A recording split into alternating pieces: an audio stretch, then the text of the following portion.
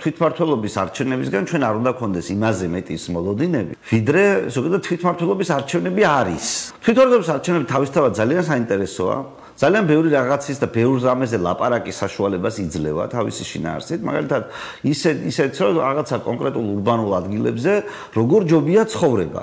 მაგალითად იძლევა დეცენტრალიზაციაზე საუბრის საშუალებას, მისი მნიშვნელობაზე ცენტრისგან დამოუკიდებლობის მნიშვნელობაზე საუბრის საშუალებას იძლევა კონკრეტული საქალაქო პრობლემების მოგვარების და მასზე საუბრის საშუალებას, როგორც არის მაგალითად მშენებლობები, იმიტომ რომ ხალხს ეს აწუხებს ნამდვილად, არის საცობები, გადაადგილება ზოგადად ასევე პრობლემური საკითხი. ასევე იძლევა საშუალებას ვილაპარაკოთ მათ შორის ისეთ საკითხებზე, როგორიც არის შემოსული სხვა ქვეყნის მოქალაქეები დედაქალაქში.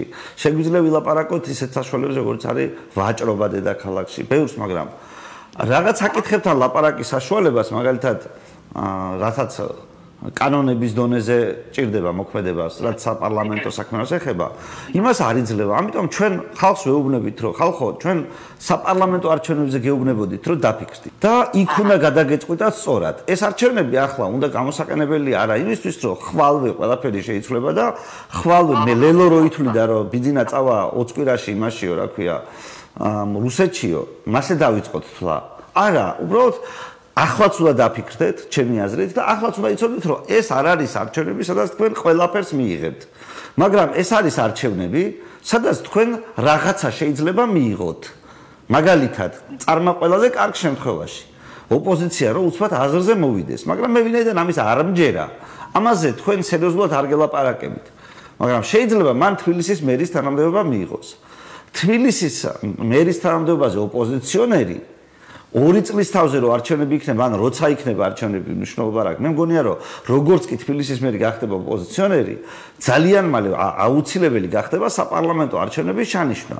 უბრალოდ სიტუაციაში ყველა მიხვდება, რომ ხალხის ნებას უკვე ეს პარლამენტი, სადაც ოპოზიციონერი მერი აირჩია ხალხმა, პარლამენტი, სადაც არც ერთი ოპოზიციონერი არ ზის, უბრალოდ იმდენად არის აცდენილი, რომ ამ პარლამენტის შენარჩუნება შეუძლებელია და ის მერი, ვინც იქნება არჩეული დედაქალაქის, ისიც კი ვერ გაატარებს იმას, რომ არ მოითხოვოს ახალი საპარლამენტო არჩევნები, მაგრამ აქამდე ხომ უნდა მიიღო ამაში მონაწილეობა და ხომ უნდა მოიგო ეს არჩევნები. თუ ამ არჩევნებს პირველივე ტურში წააგებ, თუ ამ არჩევნებში ხოცები მარტივად გაიმარჯვებენ, შენს მიერ ყვირილი იმაზე, რომ ახალი არჩევნები მინდა, ხომ ნაკლებად რელევანტურია შინაარსობრივად. ახლა წარმოიდგინეთ, რომ მე ერთი მოცემულობა მაქვს მაშინ, როდესაც ჩემი კოლეგები მიჯერებენ და თბილისის არჩევნებზე მოსაგებად გადიან და მეორე მოცემულობა მაქვს მაშინ, როდესაც ეს ჩვენი ძვირფასები არჩევნებზე არ გადიან, ან გადიან ისე, რომ მანამდე თელი წელი ძახდნენ არ გავდივართო და ბოლოს არცანაირი გეგმა არ აქვს, გარდა რუსებოს ყვირილისა და აგებენ ამ არჩევნებს, ცალ-ცალკე გადიან, ყველას თავის ღირსეული კანდიდატი ყავს, ყველა ერთმანეთს ხელს უშლის და ამითი კალაძე სარგებლობს და იგებს პირველივე ტურში.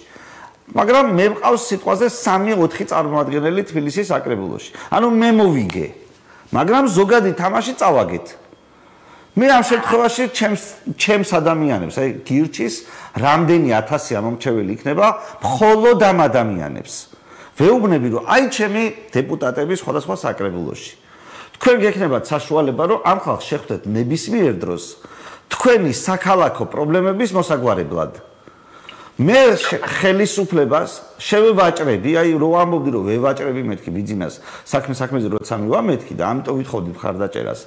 შევევაჭრები თქვენს საქმებთან დაკავშირებით, აი თქვენ გჭირდებათ მშენებლობის ნებართვა.